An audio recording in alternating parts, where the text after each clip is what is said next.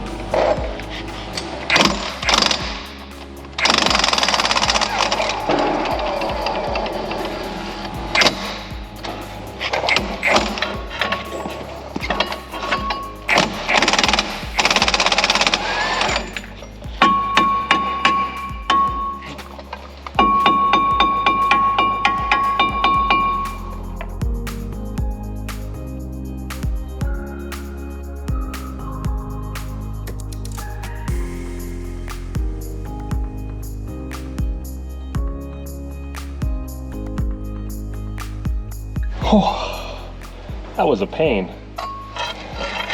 Even a puller getting that off. But I know I got the wheel bearing hot, but there's not much I could do about it. That was on there, fused. This universal is toast. In fact, I think the yoke's toast too. So I gotta take the ball joints off, and then I can pull this aside and we can take a closer look at it. But yeah, not looking good.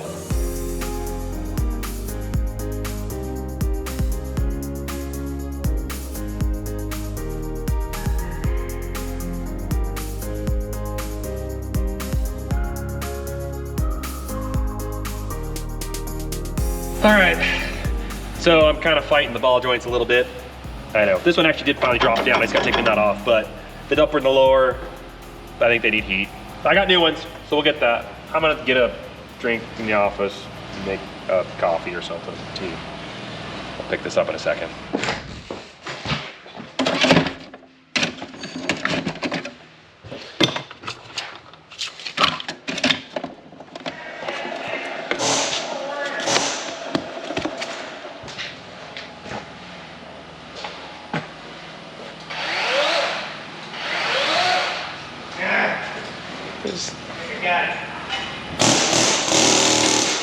Can I help you? No, that's... What? What are you doing? I thought you wanted me to cut this off. You have the metal cutting blade on this, right? Well, that's not mine, and you're not leg arms. Who's leg arms? What are you guys doing in my place? All right. How do I do this? It's not awkward. Hi, my name's Nick. Hey, Nick, how you doing? Good. Good to meet you. What's up? What's your name? I'm Josh. Josh from? Stony Ridge Farmer. Oh, that guy. Boom, 2,150 miles away from home, from North Carolina. Awesome. Josh and I met a couple years back at a farm show. Yep. And yeah, he's got quite a YouTube following. Yeah, all the media platforms. Yeah, well, let's introduce myself. I'm Josh, Stony Ridge Farmer. I'm building a first-generation farm in the foothills of the Blue Ridge Mountains in North Carolina. I started a YouTube channel along with the farm about a year into it. Bought 150 acres and another 50 acres, and I've got a little cattle operation right now. We had 45 cows, down to 35 cows, and we're building a first generation family farm in North Carolina. We don't have what you have, this vast expanse of space, but man. But we've also got 100 years on you. Yeah, you do. So you do. A couple lifetimes, yeah. You're fifth generation here. I sort of got it handed, yes. Yes, Yeah. I'm fourth and my kids are fifth. Well, good to have you stop by. Yeah. And I'll let you keep doing what you're doing here. No, I'm gonna let you fix that. So All right, fine, I got to drive back to North Carolina. Well, I got to drive to Gillette, Wyoming tonight. Yeah, that's true. I'll find Legrams to have him Is fix it it. 10 hours? I think. Yeah, it's probably about that. I bet it is. It's gonna be good. Okay. All right, guys. Well, I'll get back to this in a second. Yeah, I'm gonna hang out with this man. We'll see y'all on the Stony Ridge Farm channel. You guys will see him there soon. So, SimpliSafe. Been a good system for us. We're happy to have it here on the farm. It's low cost, easy setup, low maintenance, and peace of mind and comfort in knowing that your place is being protected both environmentally with like fire or water, or security as in like break-ins and theft. It's nice knowing that we got this protection here. Now, SimpliSafe is offering 40% off a new system, which is huge. So let's talk a little bit about some of the devices that it comes with and why that's a good time to capitalize on it. This is the base station. It's the brains, the bronze of the operation. Talks to all your devices, as well as cell towers and Wi-Fi network. And if something gets triggered, if you press a panic button, there is a live 24/7 SimpliSafe team ready to assist you and to alert firefighters, police, or EMTs in case of an emergency. Now you got your keypad. It's your access to the system. You can remove and add devices as necessary, as well as check battery levels, firmware updates, and all that stuff. We've got an indoor security camera. We've got a panic button, door jam sensor, water sensor, window brake sensor, motion sensor, deadbolt. We've got an outdoor security doorbell camera, as well as a smoke detector, carbon monoxide detector, and many more. And if that wasn't enough, you've got your outdoor security camera, which you can pull up on your app on an Android or Apple device and see live footage anytime, wherever you place that camera. It's remote, it's wireless, and it works really good. Look at that. And also on your app, you can always arm and disarm the service as needed. Works pretty good. SimpliSafe on. Home. And one of my personal favorites, you can lock your deadbolt from your app. It's really nice. Now remember, there's no safe like SimpliSafe. So once you get your system shipped, it shows up right at your door, super easy to set up, and for less than $1 a day, you can have it running with no contracts, which means you can cancel anytime. And right now, SimpliSafe's offering the biggest sale of the year. Just go to simplisafe.com/Welker Farms and customize your system now. What do you think, Kobe? Kobe. Kobe.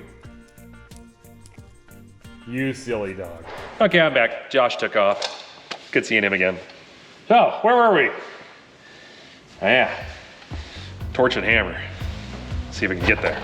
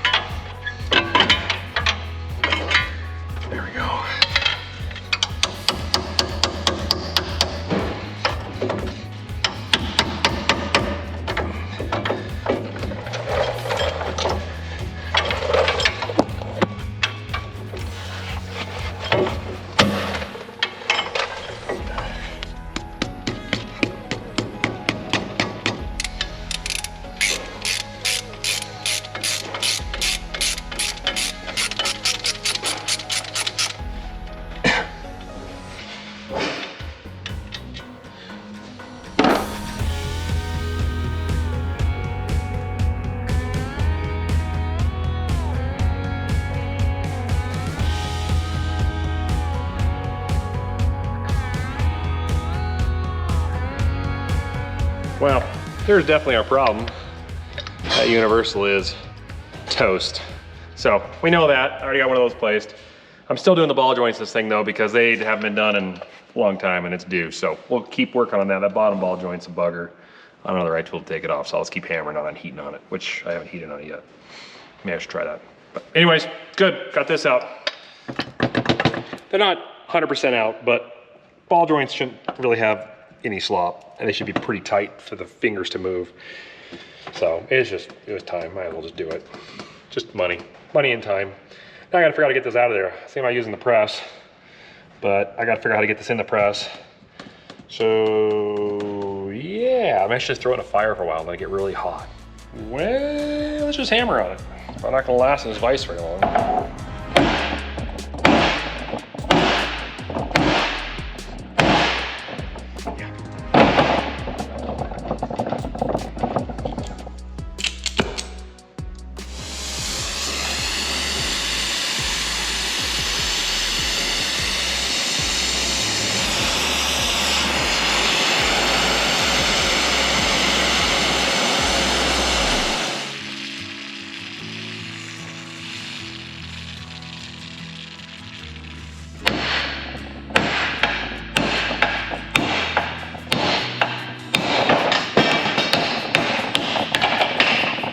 Down. Now for number 2.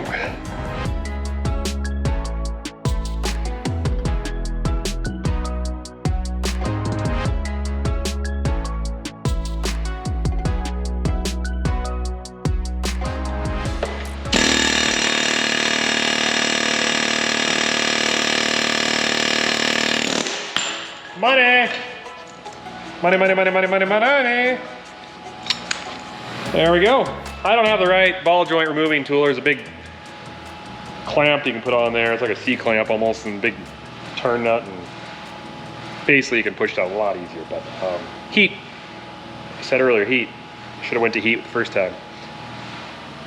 Heat. If you guys don't know, the reason I use heat, for those of me are wondering, so metal is highly expansive and contractive, if that's the correct term. There's probably a scientific term out there for the science behind how it works, but basically the molecules expand when they get warm as energy is applied, and so metal actually grows and shrinks depending on the temperature. Well, it happens quickly. So if I take the torch and I heat up the outside of this, the outer diameter will actually grow a little bit and spread open, which then this side doesn't heat up quite as quickly, and that'll create a little bit of a gap there, and all those rust and just the tension of all that squeezing tight on that is reduced, and then you can usually get pieces to come out. So heat usually is the final result. Or you step it up a notch and you take the torch and you literally just cut it off. Then you gotta buy a new one of those, so we're not doing that. And the heat, as I'm not getting it just cherry red, it's not gonna impact the integrity of this metal. You can mess up the structure of the metal if you get it so hot, cool and hot and cool, it can crystallize the metal and cause fractures later on, but that wasn't enough. So anyways, this is still sizzling. I'm not gonna lick that. I got the new ball joints ready. Clean this up, put them in, and get this put back together so I can go to the other side and do it all over again.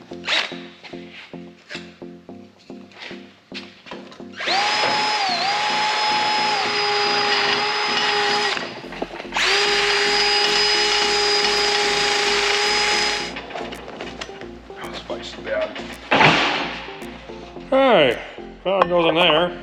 I doubt this will help any, but why not? It's cheap.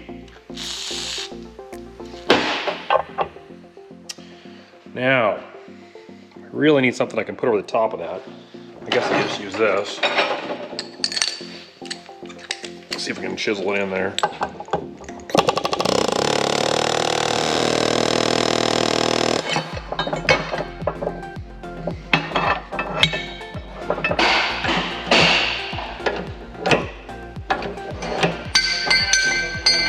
Okay.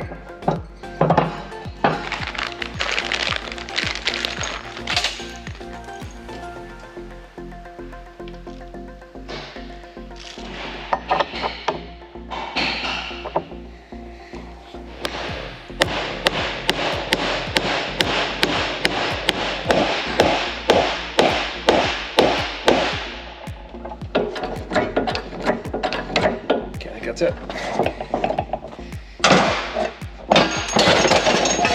All right.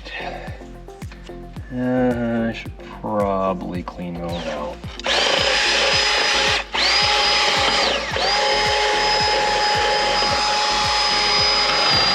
Let's see here.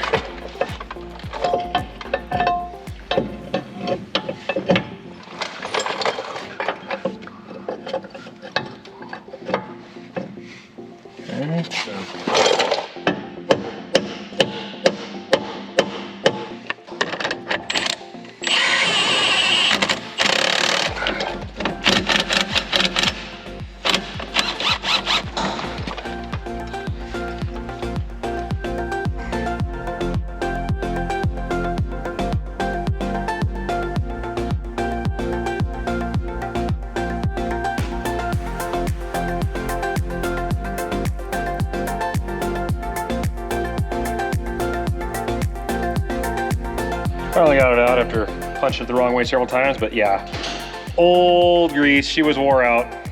So let's get the new one in it.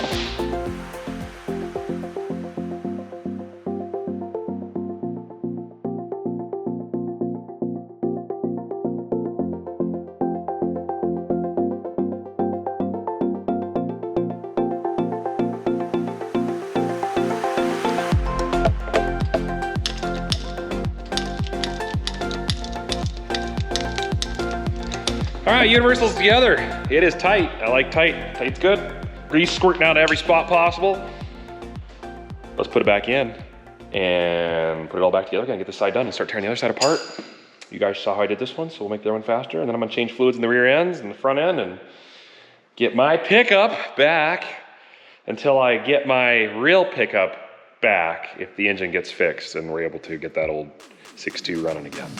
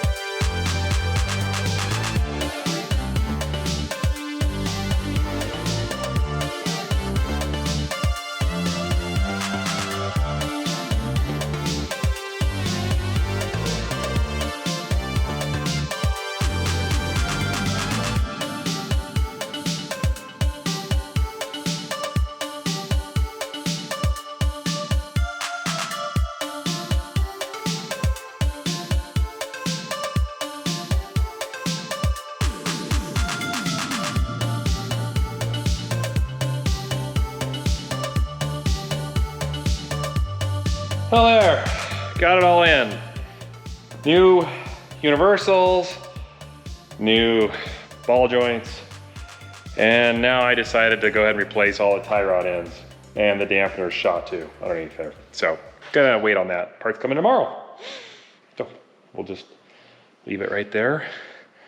I'll come back and finish that. It's tough when you just don't have the right tools. There's special tools, which I'm sure you guys are telling me right now, to remove ball joints. I don't have it. Need to get one. Yeah, that'd be nice.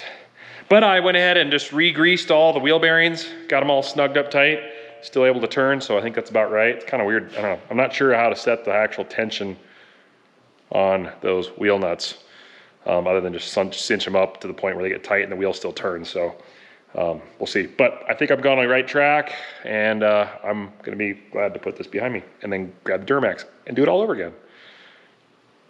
It's all good. All right, I'm gonna clean up. Tomorrow, finish that thing up tomorrow. I'm back. Parts are in. Let's finish it, because we got other stuff to do.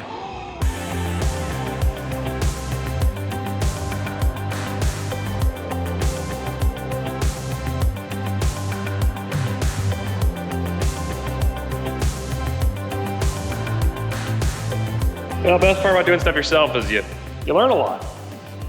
And I learned that there's more pieces that I need. So I'm going to pick this up tomorrow when they come in tomorrow morning at the parts store. All right, we'll get to it. Dad's got stuff he wants to do now, so I'm gonna go help him. All right, I'm back. Got the parts we need. Let's finish the 94 and get it out of here. Into the alignment shop to do alignment after all this.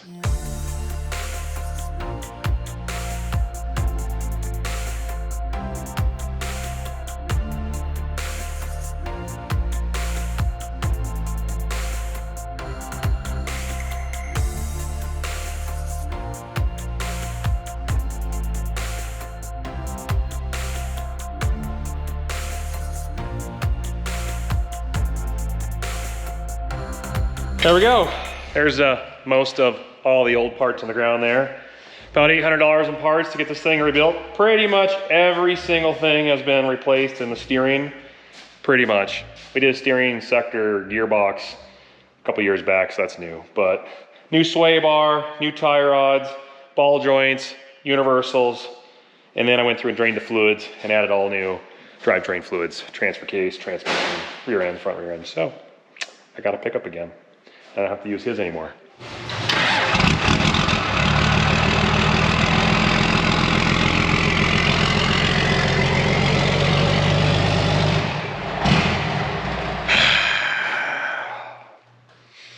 Speed run, Dad's truck, ball joints, tie rods. Let's go. I know.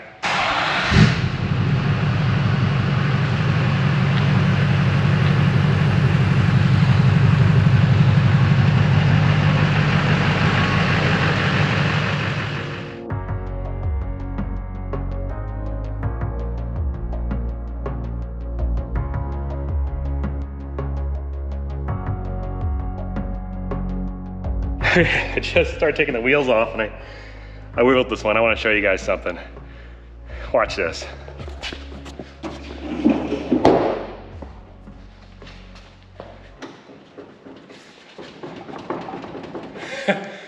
See how much this tire moves? The other one's like not moving at all. Yeah, those tie rods are, I'm pretty sure pretty shot. I should not be able to do that. Another thing that's happened that I noticed is, you see the tread on this, the sides are getting this kind of weird wear pattern where each one's one's wore way down, one's not, and it's just the edges. That's a good indication that, well, your alignment could be way off, but shocks are shot too. So I got new shocks to put in the front of this thing, so hopefully that fixes that problem. So when I tighten all this up, theoretically, those tires shouldn't wear like that. And then that crazy slack on that side for sure. This side's bad too, but I mean, I can, one wheel I can do this, the other wheel just stays still while I do it. Yeah, that's bad.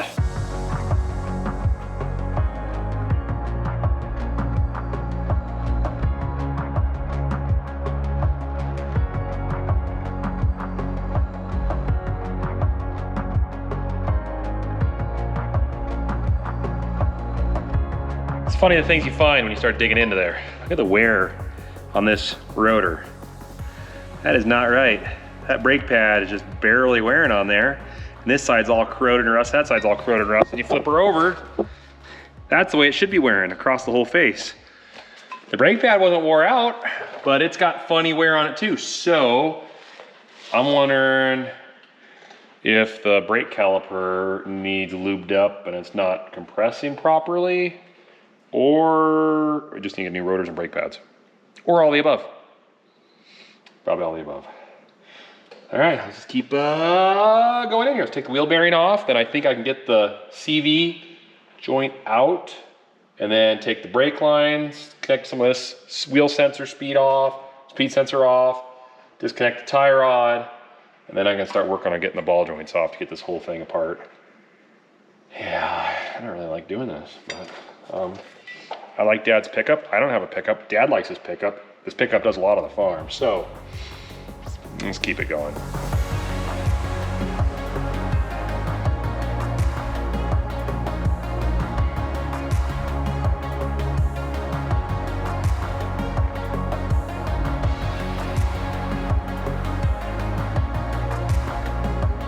Well, ball joints are out. It was easier in the Dodge, that's for sure.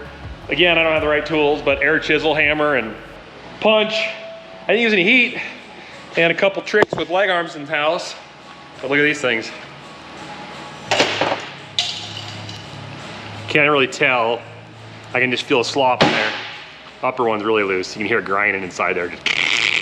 So, yeah, they were due. They were due. Add these to the pile of parts right over here. All right. Ball joints and then tie rods.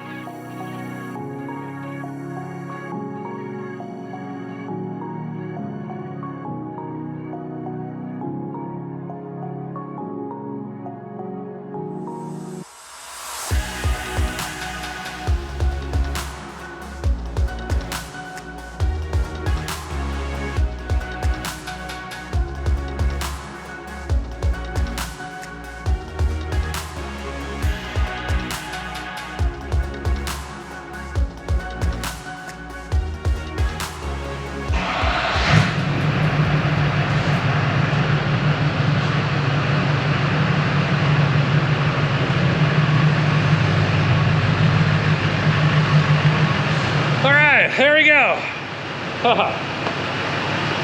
Good to have that done. I said that already the last one, but we found some surprises in there that clearly were reducing the performance of our braking, suspension. The front wheels were wearing out.